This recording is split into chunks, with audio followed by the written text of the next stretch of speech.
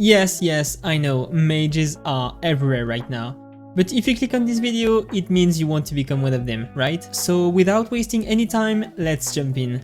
First of all, let's talk about the decklist. I'm using this one right now and I feel it's the best in the current meta. It's not running Toon because it's becoming clear that it only slows down the deck by adding 4 additional spells you might not want in the first place. Anyway, let's move on to the main cards of the deck. Of course, Deck of Lunacy and Encounter's Flow are the main 2 cards, but let's forget about Deck of Lunacy for a second. So this deck revolves around drawing a bunch of cards and burning your opponent. For that, Cram Session, Arcane Intellect and Refreshing Spring Water will help you a lot. But it's not the only way to get your hand full of options, because Front of Power will also give you 3 mage minions, and for the most part they are all pretty good, like Observer, Jandis, Raz and Mozaki, but I'm only naming a few of them. And when it comes to creating a board presence after using your Front of Power, you also have 2 Netherwind portals. Also note that these 2 cards synergize well because Front of Power might give you Arcanologist, which will draw you the Secret, Game Master or Apexis Smuggler. And of course, the incredible Apexis Blast will generate a powerful minion for you. You might get an Earth Elemental,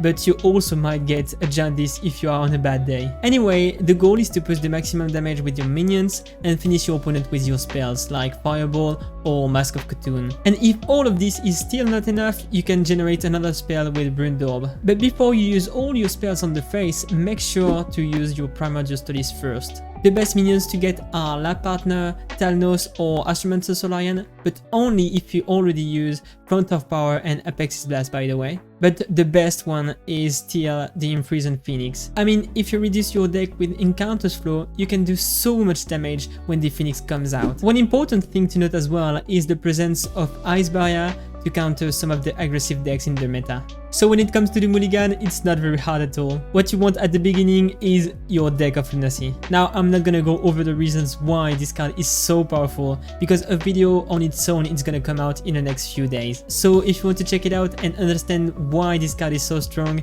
make sure to subscribe to not miss this video. Now that the best card is out of the way, let's talk about the other ones. What you want to make the deck work is Encounter's Flow. This card is so powerful and opens a lot of possibilities for you. Having Encounter's Flow at the beginning is your biggest win condition after Deck of Lunacy, of course, so it's a must keep at all time. After that, what you want is Front of Power and Refreshing Spring Water. This card is basically draw 2 for free, so not bad overall. And that's pretty much it for the Mulligan. As I said, it's not very difficult. Besides the card I talked about, you rarely keep anything else. Well, you could decide to keep Arcane Intellect as well, but only if you already have Encounter's Flow in hand, and it also depends on the matchup. Speaking of, let's go through the main matchups you're gonna have. I'm not gonna go over every single matchups, but let's see the main ones. Basically, at the moment you're gonna face only 2 decks, the No Minion Mage and the Libram Paladin. Sadly, that's pretty much it. Even if that's the case, the meta will change for sure and you'll sometimes face something else as well. So it's good to know what are your strengths and weaknesses moving forward with this deck. When you're playing this mage, the general rule is this: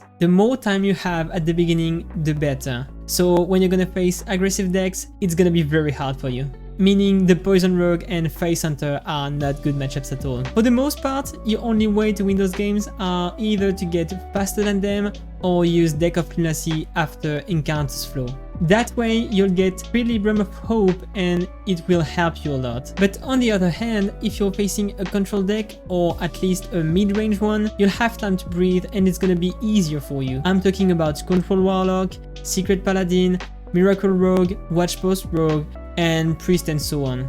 And finally, the deck you're gonna face the most after the mirror is the Libram Paladin. For this one, it's more a 50-50 and depends on if you can navigate around all the secrets and also if you can use the evolving missiles on the Libram. What I really like to do versus this deck is to take it slow, because most of the time it's really hard for you to run out of value, but your opponents might. Anyway, that's it for the matchups. To sum this up, when you're facing aggressive decks, it's gonna be harder, and when you're facing mid-range control, it's gonna be okay.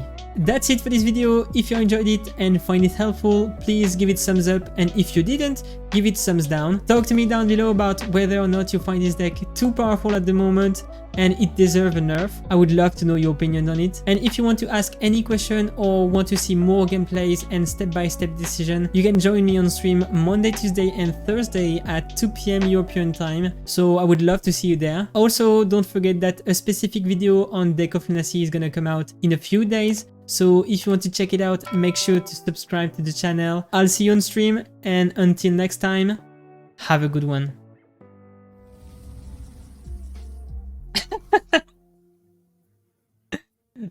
So funny.